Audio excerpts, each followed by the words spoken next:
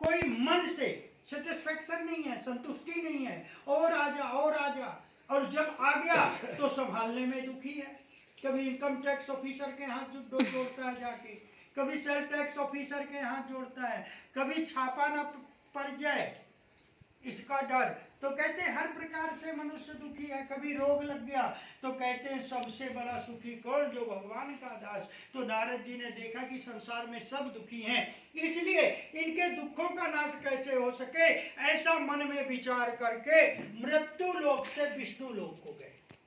वहां गए, भगवान विष्णु क्षीर सागर में शयन कर रहे हैं, लक्ष्मी जी मधुर मधुर पैर दबा रहे हैं, देखकर स्तुति करने लगे। कहते हे भगवान, आप तो अत्यंत शक्ति से संपन्न है, मन और वाणी आपको नहीं पा सकती, आपका कोई आदि मत है, या तो वो परेशान हो और या वो किसी का कल्याण चाहता हो। तो अपनी जरूरत तो इनकी हो नहीं सकती, क्योंकि बाल बच्चे हैं नहीं, ये तो संसार के लिए जीते हैं।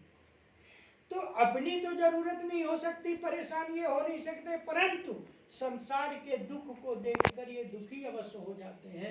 इसलिए भगवान विष्णु ने कहा कि नारद जी कोई बात नहीं, आपने बहुत अच्छी बात कही, कहिए किस काम के लिए आगमन हुआ। तो अब नारद जी कहते हैं कि प्रभु मैं मृत्यु लोक गया था, मैंने सोचा देखूं वहां प्राणी कैसे रहते हैं, परंतु मैंने देखा।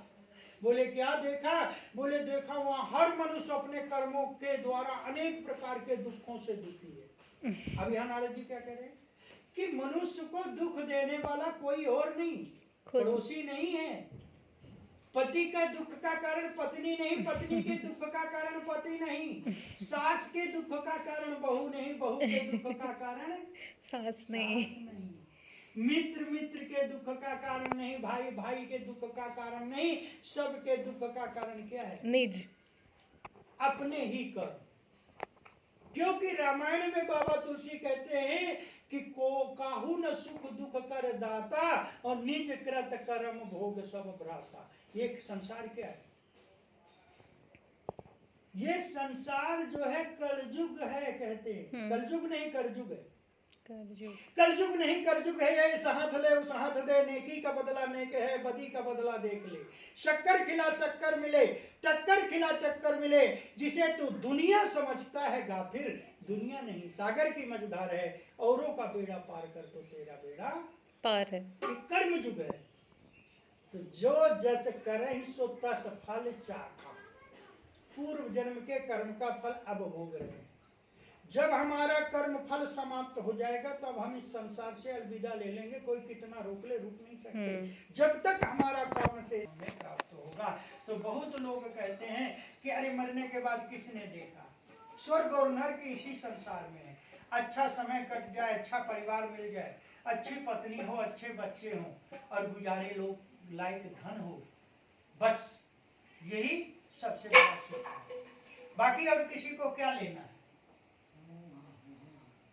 तो कहते इस प्रकार से मनुष्य के ही कर्म का फल, हम अपने ही कर्म का फल भोग रहे, कोई किसी को कोई कष्ट नहीं देता।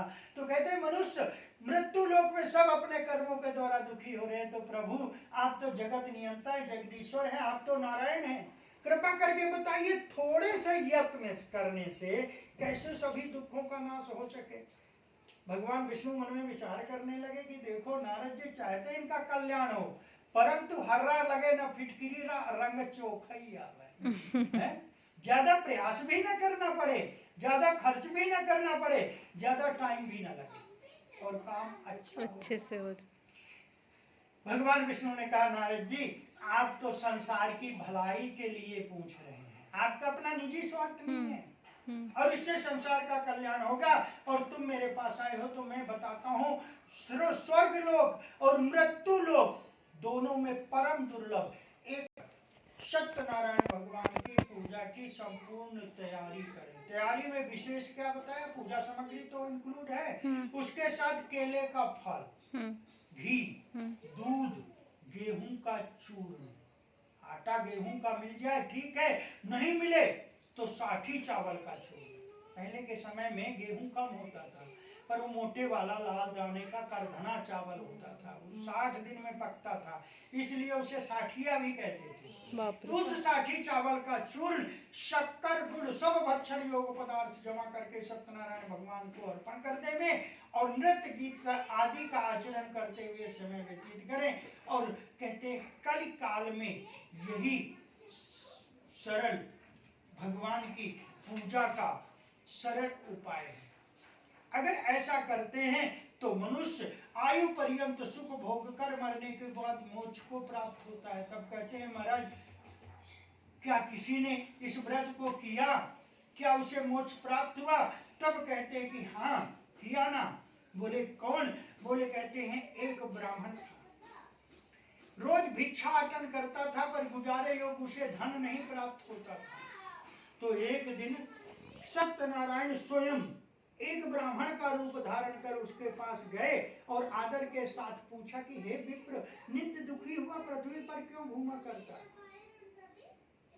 तब कहते महाराज, मैं निर्धन ब्राह्मण हूँ, भिक्षा के लिए सुबह से शाम तक घूमता हूँ, फिर भी गुजारे योग धन नहीं प्राप्त होता। तब सत्यनारायण ने कहा कि अरे ब्राह्मण देवता, तू भगवान सत्यनारायण की पूजा कर, इसके करने से तेरी पूर्ण पूर्ति होगी। सत्यनारायण भगवान ने यहाँ क्या कहा? ब्राह्मण को उसके कर्म का उपदेश दिया। ब्राह्मण कर्म विमुख था, देर से उठना, स्नान ना करना, संध्या वंदन आदि ना करना। तब भगवान ने कहा प्रातः 4 बजे उठो, ब्रह्म मुहूर्त में स्नान ध्यान करके संध्या वंदन आदि कर प्रभु को, सूर्य नारायण को जल दें। हर हिंदू, हर सनातन धर्मी को 1 लोटा जल सूर्य को अवश्य देना चाहिए। अन्य धर्म अपना धर्म आचरण नहीं छोड़ते, हमने सब कुछ छोड़ दिया। पहनावा तो छोड़ दिया, अंग्रेज ले गए। चोटी रखना छोड़ दिया, तिलक लगाना छोड़ दिया, जनेऊ पहनना छोड़ दिया, तो बचे क्या? बोले कि आप अपने कर्म पर 6 कर्मों का उपदेश दिया। बोले ब्राह्मण के खट कर्म है, बात बात में आप सुनते होंगे खट कर्म कर रहे हो।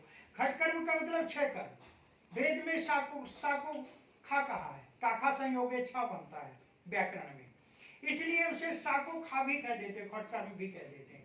तो बोले दान देना, दान लेना, विद्या पढ़ना, विद्या पढ़ाना, यज्ञ करना, यज्ञ कराना, ये 6 कर्म ब्राह्मण के हो, नित्य प्रति करो, तुम्हारा कल्याण होगा। पर आज क्या है, ब्राह्मण दान लेता है पर देना नहीं चाहता, विद्या पढ़ना चाहता है, पढ़ाना नहीं चाहता, यज्ञ कराना चाहता है धन के लोभ से, परंतु करना नहीं चाहता। एक कर्म छोड़ दिया, 3 कर्म छोड़ दिया, बचे 3, तो दुखी तो होना ही है।